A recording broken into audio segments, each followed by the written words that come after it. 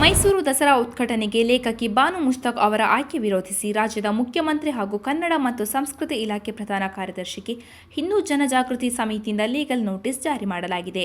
ಬಾನು ಅವರು ಭುವನೇಶ್ವರಿ ದೇವಿ ಹಾಗೂ ಕನ್ನಡ ಬಾವುಟದಲ್ಲಿನ ಕೆಂಪು ಹಳದಿ ಕುರಿತು ಹಾಸ್ಯ ಮಾಡಿದ್ದು, ಮೂರ್ತಿ ಪೂಜೆ ವಿರೋಧಿಸುವುದಾಗಿ ಹೇಳಿದ್ದು ಅದು ಹಿಂದೂಗಳ ಭಾವನೆಗೆ ಅವಮಾನ ಉಂಟು ಮಾಡಿದೆ. ಹೀಗಾಗಿ ಅವರಿಗೆ ನೀಡಿದ ಆಹ್ವಾನವನ್ನು ಹಿಂಪಡೆಯಬೇಕು ಎಂದು ಸಮಿತಿ ರಾಜ್ಯ ವಕ್ತಾರ ಮೋಹನ್ ಗೌಡ ಪ್ರಕಟಣೆಯಲ್ಲಿ ಒತ್ತಾಯಿಸಿದ್ದಾರೆ.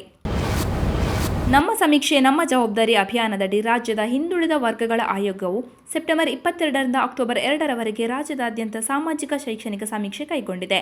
ರಾಜ್ಯ ಹಿಂದುಳಿದ ವರ್ಗಗಳ ಆಯೋಗದ ನೇತೃತ್ವದಲ್ಲಿ ಮನೆ ಮನೆಗೆ ಬಂದು ಸಮೀಕ್ಷೆ ನಡೆಸಲಾಗುವುದು. ಸಮೀಕ್ಷೆ ವೇಳೆ ಸುಮಾರು 60 ಪ್ರಶ್ನೆಗಳ ಪಟ್ಟಿಯನ್ನು ಸಿದ್ಧಪಡಿಸಲಾಗಿದೆ. ಪಡಿತರ ಚೀಟಿ ಅಥವಾ ಆಧಾರ್ ಸಂಖ್ಯೆಯ ದೃಢೀಕರಣದೊಂದಿಗೆ ಸಮೀಕ್ಷೆ ನಡೆಸಲಾಗುವುದು. ಪ್ರಧಾನಿ ನರೇಂದ್ರ ಮೋದಿ ಅವರ 75ನೇ ಹುಟ್ಟುಹಬ್ಬದ ಅಂಗವಾಗಿ ದೇಶದ ಹಲವೆಡೆ ನಮೋ ಯುವ ರನ್ ಎಂಬ ಅಭಿಯಾನವನ್ನು ಹಮ್ಮಿಕೊಳ್ಳುವುದಾಗಿ ಭಾರತೀಯ ಜನತಾ ಯುವ ಮೋರ್ಚಾ ಘೋಷಿಸಿದೆ. ಸೆಪ್ಟೆಂಬರ್ 21ರಂದು ನಿಗದಿಯಾಗಿರುವ ಈ ಬೃಹತ್ ಕಾರ್ಯಕ್ರಮವು ದೇಶದ 75 ನಗರಗಳಲ್ಲಿ ಏಕಕಾಲದಲ್ಲಿ ನಡೆಯಲಿದ್ದು, ದೈಹಿಕ ಸದೃಢತೆ ಮತ್ತು ಸಾಮಾಜಿಕ ಜಾಗೃತಿಯನ್ನು ಪ್ರಚುರಪಡಿಸುವ ಉದ್ದೇಶದೊಂದಿಗೆ 10 ಲಕ್ಷಕ್ಕೂ ಅಧಿಕ ಯುವಕರು ಓಟದಲ್ಲಿ ಭಾಗವಹಿಸುವ ನಿರೀಕ್ಷೆಯಿದೆ ಎಂದು ಬಿಎಸ್ವೈ ಮುಖ್ಯಸ್ಥ ಹಾಗೂ ಬೆಂಗಳೂರು ದಕ್ಷಿಣ ಕ್ಷೇತ್ರದ ಸಂಸದ ತೇಜಸ್ವಿ ಸೂರ್ಯ ತಿಳಿಸಿದ್ದಾರೆ. ರಾಜ್ಯದ ಸರ್ಕಾರಿ ಶಾಲಾ ಮಕ್ಕಳಿಗೆ ಮುಂದಿನ ವರ್ಷದಿಂದ ಉಚಿತ ನೋಟ್ಬುಕ್ ವಿತರಣೆ ಮಾಡಲಾಗುತ್ತದೆ ಎಂದು ಸರ್ಕಾರ ಪ್ರಕಟಣೆ ಹೊರಡಿಸಿದೆ. ಸರ್ಕಾರಿ ಶಾಲಾ ಮಕ್ಕಳಿಗೆ ಮುಂದಿನ ವರ್ಷದಿಂದ ಉಚಿತವಾಗಿ ನೋಟ್ಬುಕ್ ವಿತರಿಸಲಾಗುವುದು.